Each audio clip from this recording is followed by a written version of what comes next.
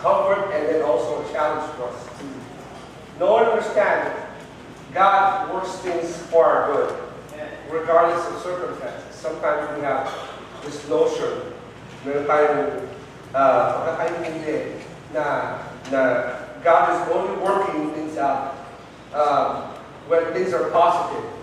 You know, siguro God is working kasi things are positive right away. You know, we fail to see the process of what God is trying to do in the process. Now, sometimes it doesn't look right, it doesn't feel good, doesn't feel okay. It makes us feel awkward or inefficient or kulang, lacking. And we ask God, you know, kung kalooban mo to, bakit hindi maayos lahat? You know, why is everything not peaceful? Okay. We often say that, siguro kalooban ng Panginoon to kasi I'm at peace with it. You know, actually, on the contrary, I am more afraid, personally, I am more afraid when things are peaceful for me than when they are not peaceful. No? Kasi if things are totally peaceful, that means there's, you know, it's brewing. Something's not okay, you know. And you understand that today as we'll go into the next, we'll hop into the next part of the series, of the B series, and that's be strong. To be strong. Bakit kailangan na need to be strong? Do we have to talk about that, Pastor? We really have to understand why we need to be strong. You know, the series is called Be. The word be means to become. To become. The challenge is to become. Okay? No one ever arrives at something without trying to be something. Alright? Yung choir na yan, for that to sound that way, they had to practice a lot of practice. Do a lot of practice. Okay? So whatever sound that they did today has a direct result of the amount of effort and practice they put in. Hindi siya pwedeng talent lang. It never goes without just talent. Talent is good. Nothing wrong with talent. I know a lot of very talented people today. But without practice, without constant practice, honing of the skill, honing of strength and ability, wala yan. It will not arrive at anything. No? Hilaw na hilaw yan. It will just be raw. It will just all be potential. You know? Magaganda yung potential, pero that's as far as it will go. Alright? Parang baby yan. If you have a baby, we'll talk a lot about babies today. You know, if you ask a grandmother or a grandfather, lolo o lola, lahat ng lolo o lola dito, ang kanilang apo ay mga genius. Napakatalino yung apo ko. Parang lahat ng ibang bata, bobo, yung anak nila matalino. Yan ang mga trabaho ng mga lolo. Talino ang lolo. Marunong magbilang yung marunong magbilang. 3 months pa lang. You've not heard some of the comments I've received, you know, being an administrator of the school, of how lolos try to prop up their grandchildren na kailangan pumasok sa eskwelahan nyo dahil pag hindi ito pumasok, walang pwede sa eskwelahan nyo. He will be an addition to the progress of the country. Sir, eskwelahan lang po tayo. Hindi po tayo country. Eskwelahan lang. You know, but we have this. Why? Because lolos and lolas, they see potential. They see potential.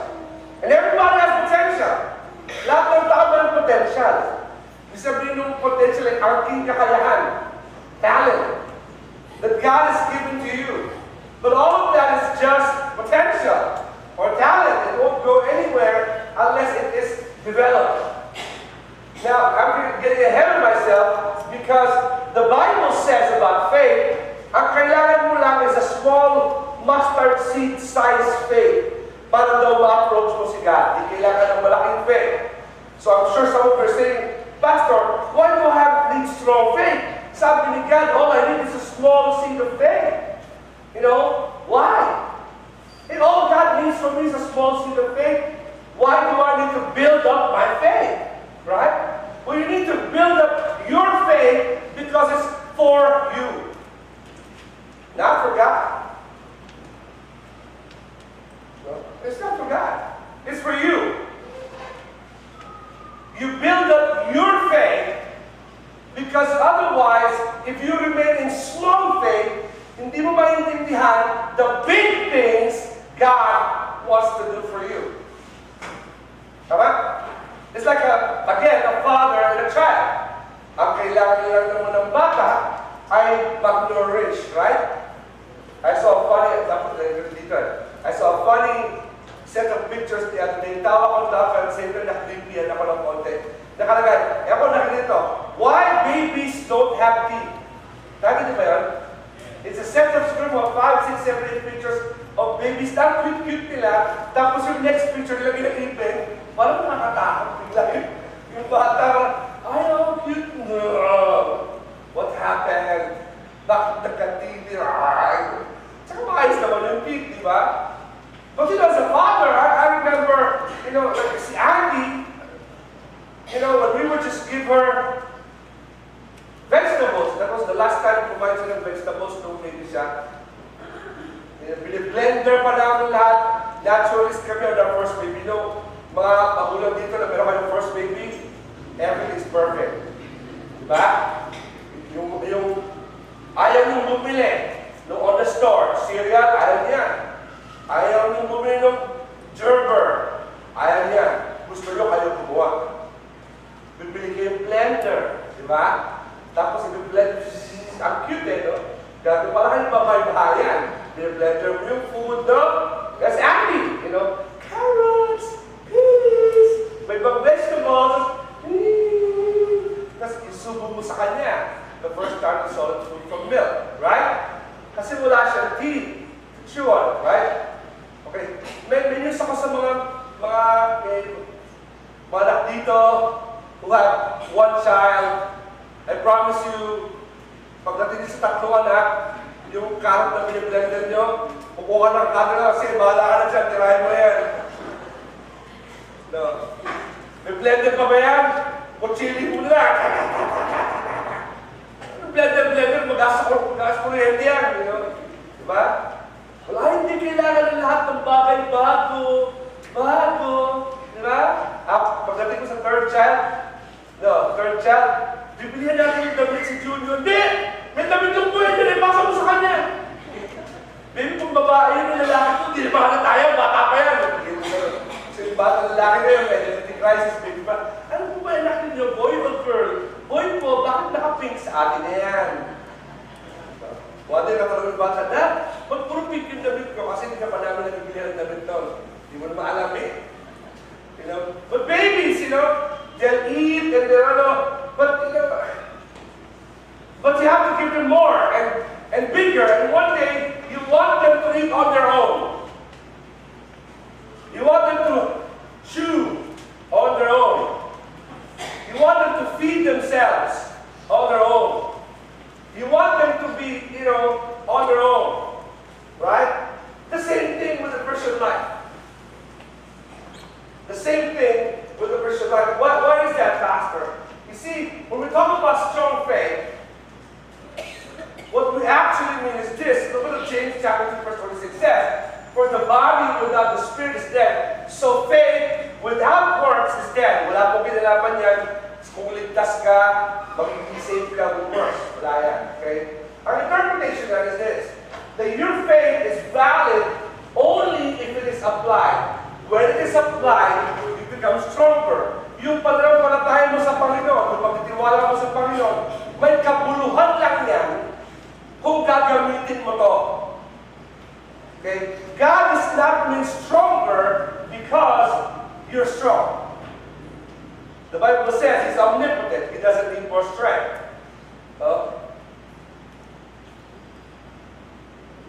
Walang end game si God. He's always on top of the game. He's not wiser dahil nagpakatalino ka. Diba? Siya yung absolute of things. So here we find that when we talk about faith, your faith is valid, makabuluhan lang ang faith mo, may sense lang ang salvation mo.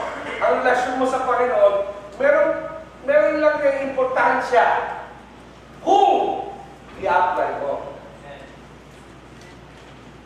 Okay? Bawal maki-fake. Bawal makiangkas. Kanya-kanyang sagot tayo dito, mga kapatid. That's why, even in this church, you will find people who've been here since panahon ni Abraham. Pero hanggang ngayon, immature pa rin sila. Maya-maya, natitiiso.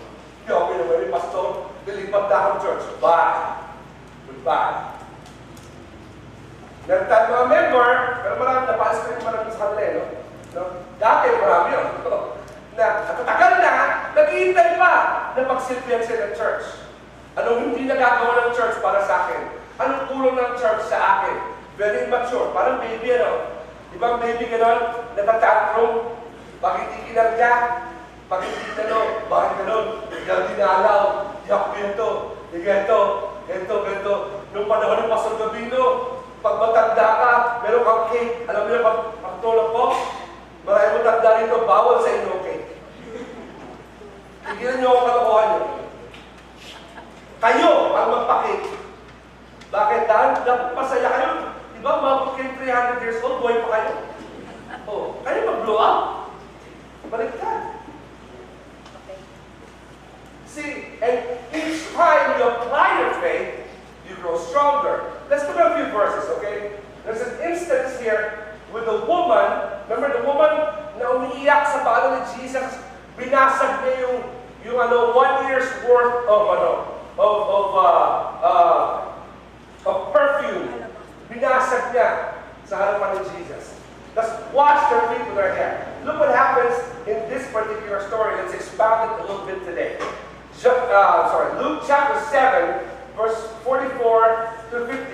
And then he turned to the woman and said to Simon, si Simon, siya yung may akong bahay. It's not the woman, okay? The woman was a stranger. Pumasok si Jesus sa bahay ni Simon at naupo as a guest ni Jesus. Honored guest po si Jesus. He sits at the foot of the table, the first of the table, and the woman comes running, kneeling sa palo ni Jesus. Right? And si Simon, instead of serving Jesus, dahil siya yung house owner, begins to ask Jesus so many things. God, paano to? God, in your forgiveness, who gets more forgiveness? Who does this? Who does this? Ganun na nangyari. And so Jesus, sort of irritated with Simon and impressed with the woman, begins to say this. He says, then he turned to the woman and said, Simon, look at this woman kneeling here. When I entered your home, you didn't offer me water to wash the dust from my feet. But she washed them with her tears and wiped them with her hair. You did not greet me with a kiss, but from the time I first came in, she has not stopped kissing my feet. You neglected the courtesy of olive oil to anoint my head, but she has anointed my feet with rare perfume. I tell you, her sins, and they are many. So apparently, itong babae ito na umahawak sa paa ni Jesus is a woman known to be sinful. Greatly sinful. And this is a holy God being touched and kissed by a dirty woman. Okay? I tell you, there are many, but they've been forgiven. So she has shown me much love. But a person who is forgiven little shows only little love. Si Peter dinadal, si Simon tinitira ng Panginoon. Sabi niya, ikaw ang pinatawag ko. Wala kang pinakikitang pagmamahal sa akin. No? Medyo, itong kwento ito madalas kasi dahil yung kanta ba? Yung sikat na kanta. Yung kinakanta ni Ate Nana, nila Lisa, nila Andy. Ang ganda pakinggan kasi, ang ganda-ganda. It's very romantic, and it is actually romantic as pure love for God. But the story is very brutal. Kasi technically, sila sampan-sampan ni Jesus, si Simon dito sa bahay niya. Sabi niya, but the person who's forgiven little shows only little love. And Jesus turned to the woman. Your sins are forgiven. The men at the table said among themselves, who is this man who Your faith has saved you. Go in peace. Your faith has saved you. Go in peace. As you look at the verse beside me, notice some comparisons that we will see. Here you will find Jesus talking about Simon, you did not wash my feet with water. Ito pong in-encourages, puro common courtesy ito para sa isang tao na guest of honor. No? Pagpasok po ng bahay, dahil maputik sa labas eh. Pagpasok sa bahay, in fact, sa mga probinsya, ginagawa ito hanggang ngayon, di ba? Pagpapasok tayo ng bahay, nagtatanggal tayo ng sinelas. Tama? Dahil madumi doon, lalo ng unang panahon. No?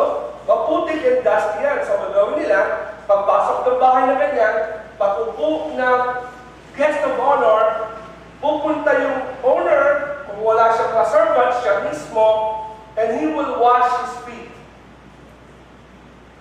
Common courtesy yan. Sa atin, hindi natin naramdam yan. But it's a sign of giving honor. While you are also washing the feet, you will also greet each other with a kiss. Okay, hindi po ito, you may kiss the bride. Okay. Often, it's a kiss on the cheek, parang beso-beso ba? Parang gano'n. Common po yan sa Asian courtesy. Okay?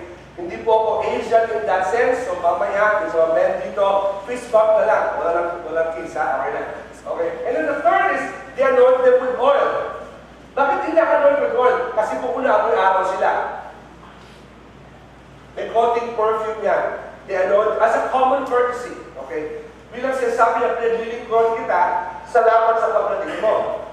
No? That's what Jesus was trying to say. You see, if you notice the problem that Jesus was saying, sabi niya, Simon, ako ang guest ng bahay mo, hindi mo ginawa lahat ito eh. Ang dahil mo agad tinanong sa akin. Apparently, si Simon had asked Jesus to be in the home kasi marami siyang gusto itanong. Kasi pumunod kay Jesus, di ba kay Zacchaeus, I will go to your house, kain tayo. Matthew, invite mo mga kapwa tax collector mo, usap tayo. That's common with Jesus. He talks with them about life. Apparently, Simon had a lot of issues. So, marami siyang gusto itanong. So, Simon, pag-upo ni Jesus, bam! Umaliyak agad yung mga tanong kay Jesus. No? When right off the bat, they started asking God, does that remind you of something? Does that remind you of something? Actually, to me, it reminds me of the church today. Okay, may konti something to muna. Marunod po tayo ha. This situation that rebuked to Jesus reminds me of the church today. Reminds me of the common Christian today. Kasi many Christians today will show up at church asking God to bless them. Many of us will pray and will pray ang unang-ulangin mo, lahat ng gusto mo sa Panginoon, lahat ng gusto mong i-perform niya, lahat ng gusto mong gawin niya para sa iyo, lahat ng milagro ang hinihingi mo, lahat ng solusyon na gusto mo. But you did not even come to say, God, thank you. You come to God to complain. God, ba't naman ganito yung buhay ko? God, ba't naman nangyari sa akin ko? God, ba't naman ganito? Hello! Buhay ka! Pinagpala ka ng Diyos! Niligtas ka! Dapat ka sa impyerno! Pupunta ka sa langit! Magpasalamat ka kaya muna. Dahil mo reklamo, gano'ng kasama ang buhay mo, dalhin kita sa Africa.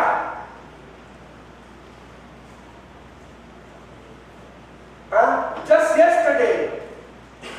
yesterday, pinasok ko yung isang church sa Africa. Nakita sa Facebook yun? Kilala ko yun. Tinanong ko sa isang kaibigan ko na director sa Africa. Roto, yes, kilala ko yan. Pinasok yung church, yung pastor 40 years na nag-preach sa Africa. Pinatay, binalo sa ulo. Dalawang anak niya susunod sa kanyang pastor, pinatay din. Basically ending the church era of that church in Africa. People complain, mga Kristiyano, how hard life is. Ang hirap ng buhay ko. Ba't nangyari ito? Meron akong ganito. Wala akong ganito. Ba't ako ganito? Lumaki ako ng ganito. Ang kulang sa akin. Nakalimutan pala ito ang ginagawa ng Panginoon para sa'yo right now. Di ka makapaglingkod sa Panginoon? Kinuha ka sa putik, tinala ka dito? Nakikipagtalo ko, paglingkod ka sa Panginoon o hindi? I'm telling you, I'm not trying to be a saint or a hero, but I got up this morning and I said, God, let's go. I've been sick all week. All I ask God, God, give me enough strength to do what you need me to do. Then I can go back to being sick. Ang kulit ni God, pinayagan niya ako. Nasa camp, pinasagot niya ako isang tanong. After doon, I was shaking. Nanginig na ako ulit. Tapos na fever ko. Balik ako sa kwarto. Dahil lang. Okay God, bukas ulit. Praise ulit. After I preach, sobrang basa na power breath, boom! Bagsak, pagbalik. Nagsasabi naman ako. Okay God, okay na. Okay na ulit. Yesterday, punta kami. Forum ng orphans. Punta kami doon. Hey, ang galing ko. Parang, oh, hey, what's up? Kamusta? Mga orphans, pero lang, inaapoy na ako ng lagdat. Nakikinig talaga ako. Pag-uwi sa bahay, hey, bagsak ulit. Kaya nung umaga, I felt fine. I said, okay God, that's it, let's go. Is that a hero thing? No, it's not a hero thing. It's this. The point is, I can't complain when I have enough strength to do what God wants me to do after seeing what God has already done for me. This is the same problem in our church today. No? People want the effect of big faith, but they have small faith. People want God to do big things sa buhay nila. Revolutionize their life. Bless their effort. Bless their schooling. Solve all the problems in their life. And just show up at church. Oh God, dahil church na ako. Ayusin mo lahat ng problema ko sa buhay ko. Oh my goodness.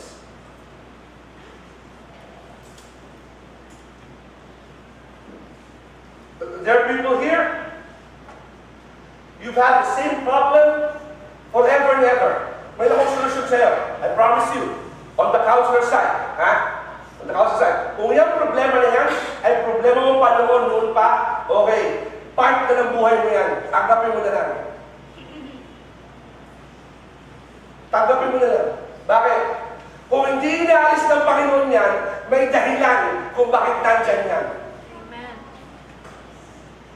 Kasi sabi sa mga alaga ko stop complaining about your past. Ba't kayo lumaki sa orphanage? Ba't kayo lumaki sa ganito? Ba't ang mga magulang nyo, walang pakialam sa inyo? Past na yun Kasi kung wala yun, wala kayo dito. Ang tanong, anong ginagawa nyo sa binigay ng Panginoon sa inyo habang nandito? Stop! If you're a Christian, stop feeling sorry for yourself.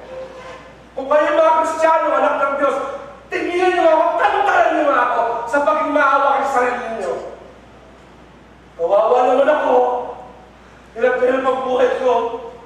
Wala akong trabaho. Kumain ka ba? Opo, praise God. Kumain ka. Marami ko ang mga tao, may trabaho, pero hindi nakakakain. Bakit kahit ka sa ospital? Kumakain, nakatubo. Gusto ko itubo na lang kita.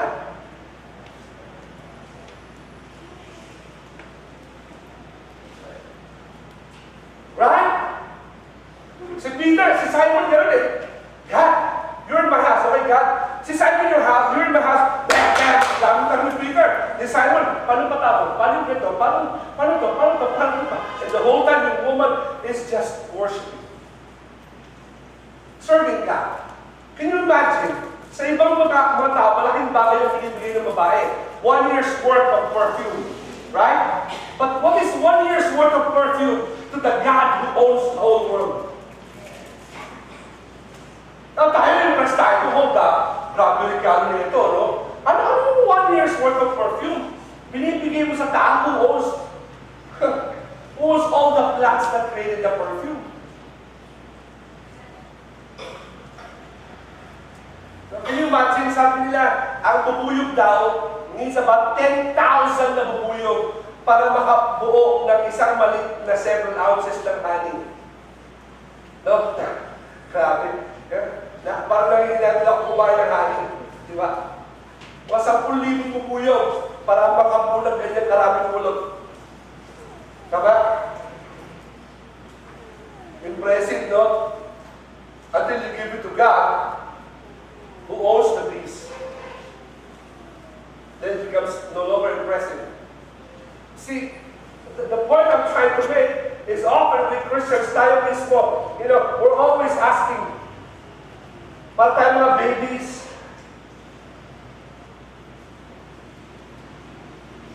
gusto natin i-spoon feed yung faith natin, palakasin tayo ng Panginoon, palaguin yung trabaho natin, palaguin yung business natin. Pero ayaw natin kumilos, ayaw sa pinapagawa ng Panginoon. We don't want to move as God wants us to move. You know, we're like babies. You know, babies are cute. Diba? Yung baby ng bahay namin si Caleb. Ang sinasabi lang niya, ano ba yan? And everybody was, oh, ano ba yan?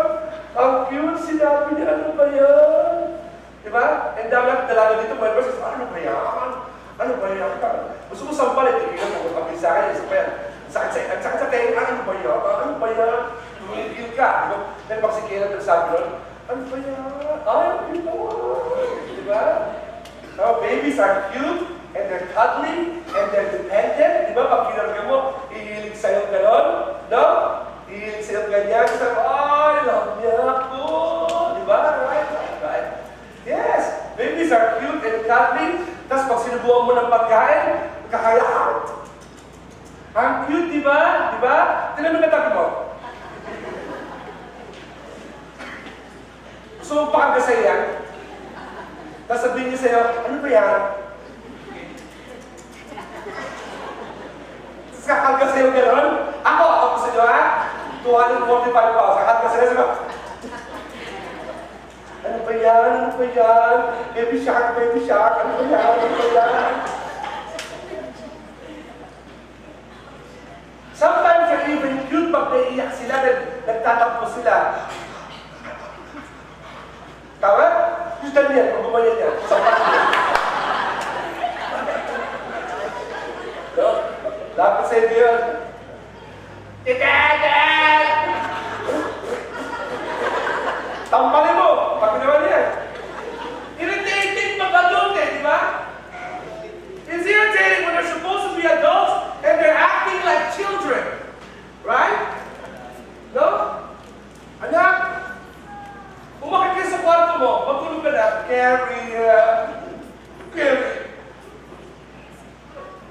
Si Angie lang kahapon, ako namin, laking bata eh.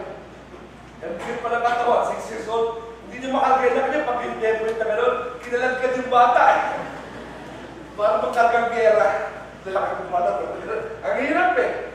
When they're cute, when they're little babies, they're dependent, nag-crawl sila, diba? As they do tricks, mapalapalapat pa.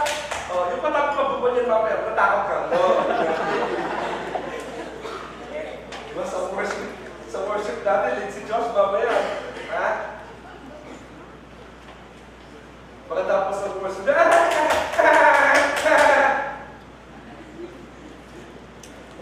it's only cute when they're babies. But when they're supposed to be adults na sila, hindi niya cute. Ang sarap sa bulutan. Uy, makayos ka nga. Yung ganon. Diba? Kasi matanda ka na yan. Tapos parang baby pa rin. Ang tawag po dyan, disaster. That's a disaster. Yung kakain lang, kailangan masubuhan. Tapos pauulayin mo lang. No? Tapos kailangan milk kasi hindi na kaya. Yung kumakain, yung inuukot yung pagkain, naiirit ako sa ganun, bago nagawin sa akin yun. Baka pitig-pitigan nyo. Pwede lang po yung pagkamping kayo. Okay? Kahit sa bala, pag kumain kayo, saan nyo mag-video? Ha? Kasi, kung hindi mo sasalimpin mo, mababakan. Ha? Pwede yan sa akin, pwede pagkutok mo, kaya sabi mo, yeah, pwede yan. It's irritating! When they're kids, it's cute. When they're adults, that they're supposed to be strong, to think, to be effective, to overcome life's problems, to help instead of being helped, huh? To stand instead of being carried, to walk instead of being guided. It's irritating, it's a disaster when they remain that way. It's a disaster when they remain that way.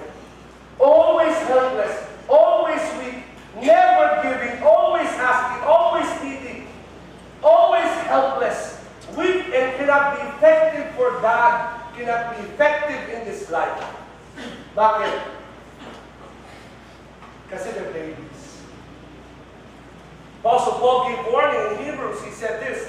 Sabi niya, Hebrews chapter 5, he says, "For you have been believers for so long. Now you ought to be teaching others. Instead, someone needs to teach you again." Dapat turuan ka ulit sa the basic things about God's Word.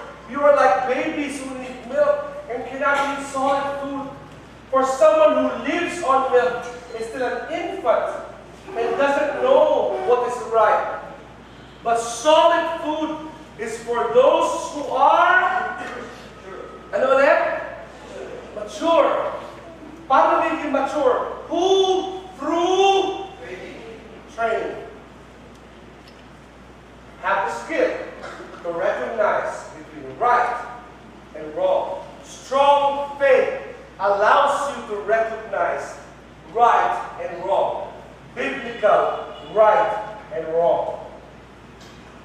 You need to be strong, and to be strong, you need to build faith. You must start seeing your faith today. If you are in trouble today, if there's an area of your life na pinagdadaanan mo today, na sinasabi ng Panginoon, subukan mo mo anak, sumunod ka sa akin, natatakot kang sumunod sa Panginoon, nasa mustard seed level ka pa lang. Kung may pinapagawa ang Panginoon sa'yo, ngayong umaga, in your life, and God's telling you, anak, you need to trust me on this, and you struggle, nasa mustard seed faith ka pa lang, maliit pa lang. If there's something that you're wrestling with God with, and you're at this level, nasa mustard seed level faith ka pa lang. Is there something wrong with that, Pastor? Nothing wrong with that. It becomes wrong when you refuse to plant it and follow God. Kasi although it's okay to have small faith, it's not okay to remain small faith. Kasi the seed, the greatest sin of the seed is to not plant it. Pag hindi ka sumunod, di mo binigay kay Lord yan, di ka nagtiwala sa Panginoon, 1 year from now, small faith ka pa din sa part ng buhay mo yun. You need to plant it so that it will grow. You need to plant it. Without it, wala yan. Okay? Let me go to the necessity. Bakit ba kasi, Pastor, kailangan po ng practice to grow? Okay? The necessity or the need for practice means that faith is often without assurance. Yet in order to grow, needs practice. Notice what the Bible says in the story. Look at this woman kneeling here. Hindi ang Jesus ng pangalan. Walang intro. Look at this woman. Kaya si Simon, by name, the woman, unknown. And yet the woman, without assurance, pwede siya sipain, pwede siya palisin. That's a holy God. But the woman came. You did not find an invitation from Jesus. And sabi, look at this woman kneeling here. No invitations. No invitations. For all you know, please listen to me. For all you know, your greatest trial today, your greatest trial today, your greatest hardship today, your greatest struggle today is God's invitation for your faith. If you are, in all of your knowledge, following God, Lord, sumusunod ako sa iyo, God, alam mo, kalooban mo to, pero Panginoon, alam ko, malinis mo ang puso ko, Panginoon, I'm following you, pero it's not working out, at least, tingin mo, not working out, wala kang assurance, but you're just following God. No? Pastor, kasi ang hirap masunod sa Panginoon, kaya kasi wala akong kasiguruhan. No? The fact na nandun ka, ibig sabihin, tanggap ka na. Sometimes people come up to me, and they come up to me and say, Pastor, pwede po ba kayo makausap sandali? And sometimes I'll say, sure, go ahead. And then sabi ko sa akin, may niya po? Yes, go ahead. Dito po. Kapatid, nahuli mo na ako, dito na. Okay. Kung hindi ako pwede yun, I'll tell you. Okay, I'll listen to, can we set an appointment tomorrow, whatever, or later. Ganyan. Pero if I say yes, ibig sabihin pwede na. I'm okay. Here. You see, many Christians, ganyan tayo. Merong pinapagawa ang Panginoon sa atin, may pinapasunod sa atin ng Panginoon, may niyayaya tayo ng Panginoon, and we ask God, sure ka ba? Hello, omniscient God yan eh. Alam niya lahat ng bagay, He knows the perfect timing. Just go ahead and follow. Yun na yung assurance mo.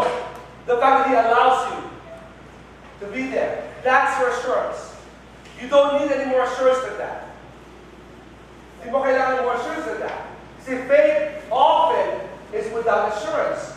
But at the same time, you expose the true strength of your faith by the next step you take. Yung totoong faith mo, pinapakita mo kung anong gagawin mo susunod. Yun ang problema ko kung minsan sa marami sa atin. Forward tayo ng forward, pray tayo ng pray. Ang tawag dito, we attend yung dawn watch, no? Wala pang dawn, nandun ka na. Di ba? Dawn watch, evening watch, lahat, worship gatherings, lahat. And you keep asking God to help you and to guide you, to help you to guide you. And God says, go. Tapos, aalis ka din to do your own thing. Okay? Can I ask you to do something? And this is going to sound really hurtful, but I'm not trying to be hurtful, okay? Can I just ask you to do this? Sabi ko this. Would you please stop praying if you don't intend to follow?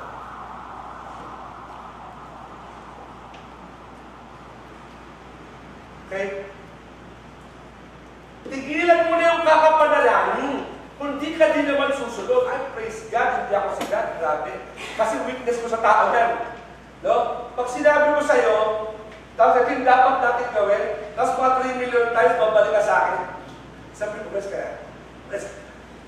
Ha? Kasi kung di kita pwedeng turuan, wala akong time. If you're not teachable, I have no time. Bakit, Pastor? Kasi I'd rather teach someone else. Kung di kita pwedeng turuan, huwag mo na ako sa akin. Ibang tao na lang. Eh, Pastor Dutz. Ha? Kasi Pastor, kahit paikot-ikutin mo ng luneta yan, no, pagpe-pray ka pa rin yan. Okay? Ako may isang ikot lang, short trip. After 1 minute, bumalik ka rin doon, tuwag na kayo sa bangka. Punot po eh. If you're, hindi po dahil time is precious for me, but because you're not ready to follow. We're both wasting our time. Stop praying if you have no intentions to follow. Kasi Pastor, I'm building up my faith. Eh, asayin pa yung seed? Itanin mo na kanya.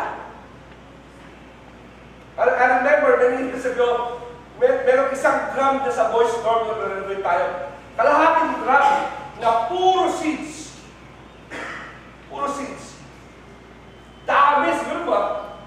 Mga packets yun na gano'n, nakapack-pack na gano'n.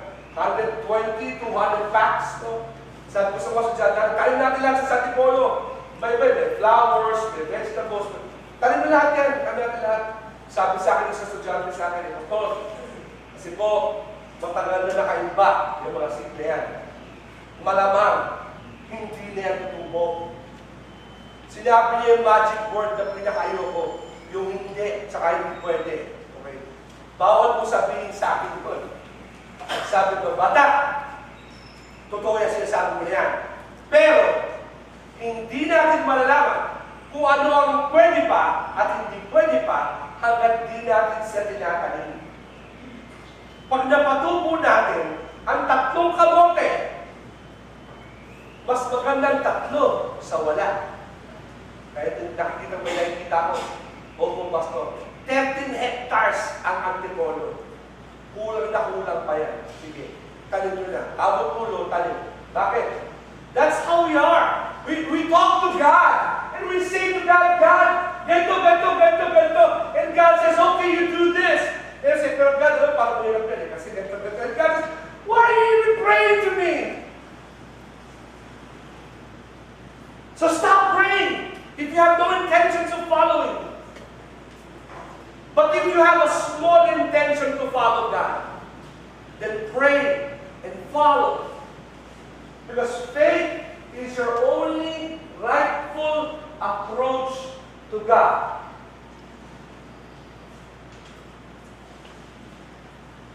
Faith is your only rightful approach to God. Faith is your only rightful approach to God. Yung Hebrews 11:6, gusto kayo, hear me say that all the time. You hear that ba? For without faith, it is impossible to please God. Tama? Yung word na impossible dyan means impotent. Ano yung impotent? Bahaw. Baog. Ibig sabihin, unable to reproduce. Malaki. Malaki. Impressive. Maganda.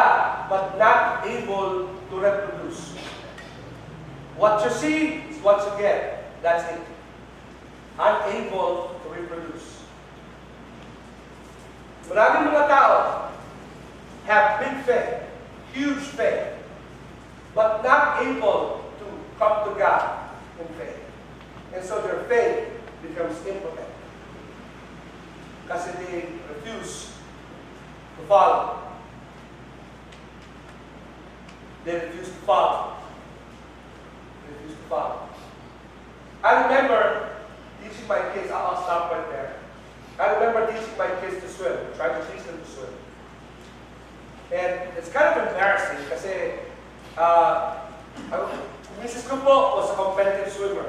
You know, lumalaban talaga sa swimming yan. Ako po lumalaban din sa tukan, pero siya sa swimming. Competitive swimmer po yun.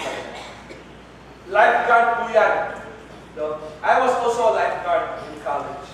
Certified siya, parang ako certified. Dati. Back in our college days. The most embarrassing thing about it is that our children didn't know how to swim. Yung paano nakakaya yun? Lifeguard kayo, tapos yung panak nyo ayun sa paklangoy. So one day, I had this opportunity to preach at the Highlands in Zambales. And pag free time, if you're not preaching, I can swim. So I thought, okay, great. You know, let's teach the kids to swim. You know, si Andy marunong yan kasi nakapag-lessons pa yan. You know, and they didn't know how to swim. So paano to? Si Drew, pwede yan. Ang rami yung nasta niya, dog style, side dog style, right dog style. Dami niya alam, puro dog nga lang. Okay, pag nalulunod ka, yam. Marami siya nga ng mga strokes to. But the other one, the smaller ones, had no clue how to swim. The most fearful of all of them, no umpisa, si Franklin. No, si Franklin. Okay. Talagang matakotin siya sa umpisa. Si Franklin kasi mabait yan eh. No? Pero pagka nagka-problema siya, grabe, natutulong ang buong mundo. So, I didn't know how to get them out of the stairs. Yung stairs pa, yung So normally I would take them after the initial paddle, and I would let them swim to the paddle to the stairs. So that works. Okay lang, kasi hawak ko sila, secure. Na kay daddy, ano? And then, they go to the stairs, right at their side. So, hindi siya scary, di ba? After several things of that, said, okay, the next day, tapos na tayo sa part na yan. No? Second, so I taught them the normal strokes, the freestyle. O, ganito same. Daddy's arms, freestyle to the stairs. Aba, tututo. Very good. No? Tsaka maganda yung form. Kasi Franklin, malapad ang balikat yan. Maganda pang natural swim niya. Sige, okay, ready again. Swim to the stairs. Galing! Wow, very good. Oh. Yung bunso, sino, magaling din yun. Magaling mong asal. Okay. So, pagpahinga na lang yun. So pulis ka gano'n. Swim to the stairs. Oh, magaling! Very good. Next category. Okay, Franklin, next. I sit you on the stairs. You come to Dad. Nag-iba yung view. Bakit? Kasi dati, yakap-yakap pa ni Daddy, papakawalan ka sa stairs. Landing ka ng maayos. No matter what happens, tapos ikakahininga, matapa ka sa stairs, tapos. This time, ang background ko yung napakalaking pool. There's a 25-meter pool. Si Daddy, na dati ang laki-laki, strong, hawak ka, ngayon only becomes a part of the 25-meter pool. Ang lapad, si Daddy na malaki, biglang lumiit. Sabi, Franklin, let's go! Sabi niya, let's go, son! Nag-iba yung pananaw. Na-stranded siya doon. Bakit? Kasi nag-iba yung view. Iba yung view. Now, to make the long story short, he actually overcame that and has since then known pretty well how to swim. In fact, one time, akala niya sobrang galing niya, lumabas siya sa gitna ng pool na sobrang lalim. Tapos kinapos siya. E nasa kabilang tulo ko ng 25 meters. Mabilis pa pala po ako lumangoy. Hindi ko alam. Mabilis pa pala ako lumangoy. Kasi malulunod na anak ko eh. Mabilis pa pala lumangoy. But eventually, to overcome it, he was able to swim. That's how many of us are here today. You started out with your salvation, and you felt the strong arms of God. For the first time in your life that was out of control, the walang control had control. Kasi, for the first time in your life, naalaman mo na kahit out of control, nahawak ng Panginoon yung buhay mo. You felt the strong arms of God. No? And after you became a Christian, you began to follow God. And as you follow Jesus, Jesus would let you go every once in a while. And you swim. You know? And you got the stairs. And you hear Jesus. Galing anak. Good job, good job. And habang tumadami, you become stronger and stronger. Secure in the arms of your Father. He would let you go sa bawat problem in life. You would swim. Confident. Good job, son. Good job. Ang galing mo. But maybe last year, or the other day, last week, kahapon, or this morning, the things get turned around. And yung dating kaya-kaya mong problema, kaya-kaya mong struggle, ngayon nakaupo ka sa stairs. Yung parang ang laki-laki ng problem mo. Ang laki-laki ng trial mo. Parang biglang lumit si Jesus. And he's saying to you, son, come, trust me. Nakalimutan mo the same hands that held you or the same hands that made you. The same hands that held you or the same hands that rescued you. And you struggle this morning because you feel you don't have enough faith. And this morning I ask you, jump, follow. Otherwise, you will be there for the longest time. Hanggang dyan na lang tayo. I ask you, the same faithful God, na umabot kayo sa stairs, will be the same God who let you go. Say, come here, son. I'm here. It's still me. But this time, you come to me. You come to me. In fact, what happened sa mga anak ko, they'll come from the stairs. Ang lapit eh. Gusto nila hawak yung kamay mo eh. Tapos habang, when they jump off the water, you begin to withdraw your hand. Go, go, go! Malapit na, malapit na! Natatakas na yun, malapit pala yun ng palayo. No? E di mamaya pala yun ng palayo. Mamaya, pag medyo pinakapos na yan, pag konti na gano'n. It's okay, go, go, go! Oh, you look back to where you swam. Pag tinila gano'n, wow! Layo! See, the confidence becomes stronger. Becomes stronger, stronger, stronger. Stronger. Nung yung si Franklin, nung siya malunod, sabi ko, na! ka tumalon dun. Hindi naman kita pinapatalon dun. Sabi niya gano'n, eh kasi nakita naman kita dun. Gusto mo sabihin, kung loko na tumalon, hindi ako si Aquaman.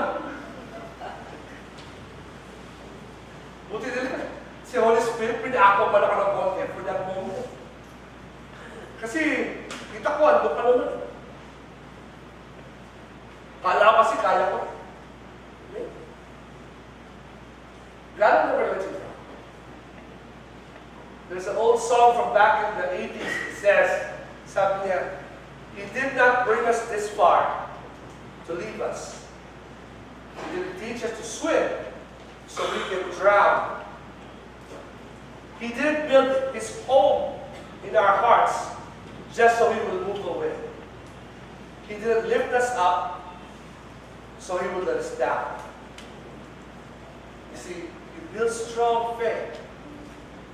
Because faith is your only rightful approach to God.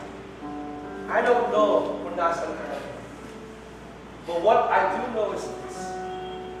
That you can never go anywhere that God doesn't know where you're going. But you have to follow. Otherwise, you'll stay there. You'll stay there for the longest time. What's God telling you today? Let's pray together. Father, we come before you. We praise you. We thank you, Lord, for giving us the privilege, Panginoon, to follow you today. Teach us to walk and to move in faith.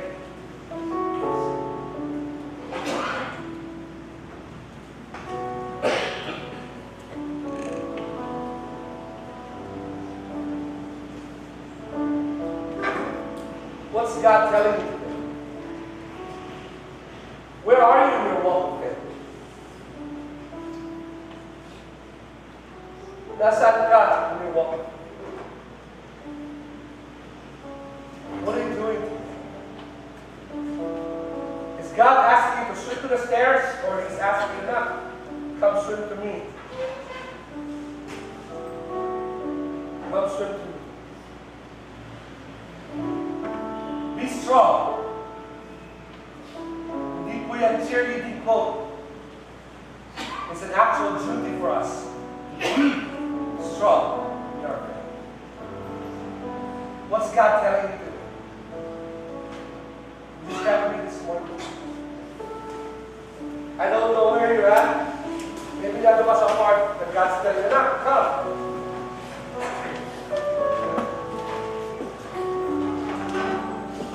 Maybe like my child, you're kind of stuck. Nakikinig ka doon. Hindi ka makagalaw. Or maybe you're weak and saying, Pastor, you know, I want to follow God, but I'm really weak to this. One way or another, hindi ako naging strong. But I know I need this. And I struggle, but I want to follow God. Pastor, this is a situation of buhay ko. Mustard seed lang, faith ko again. And because if it stays with you, it remains small. When you follow God, it begins to take root in your life. And it begins to build. But if it remains in your hands, then bahala ka dyan. Maybe you're in a situation today, and God's allowing you to be tested. Follow God.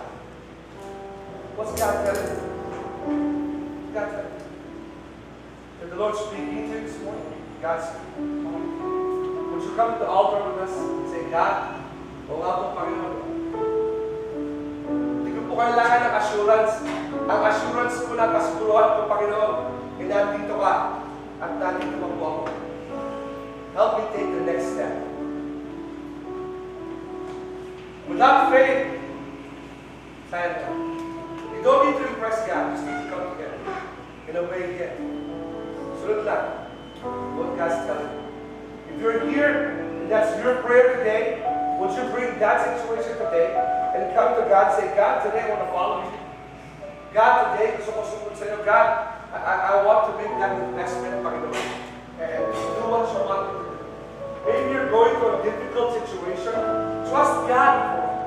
Follow God in it. Say, God, I want to obey you. I want to know, I want to do what you want me to do. I want to live, Lord, biblically. Ayon sa iyo, Panginoon. As the Lord speaks to you, would you come? Let's pray together right here at the altar this morning. Please come.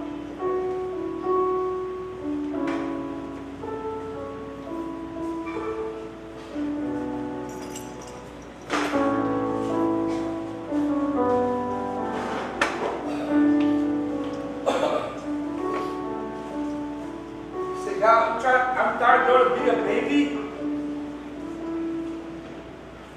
I want to mature. I want to grow. Mature. I want to follow you. I want to do what you want me to do. Would you take that to the Lord? Stop asking the Lord. Start following God. See, God, ito po, yung pinapagawa mo na, I recognize that today. I want to follow you today. I want to follow you today. Is the Lord speaking to you? Just keep coming. Let's come together and see the Lord.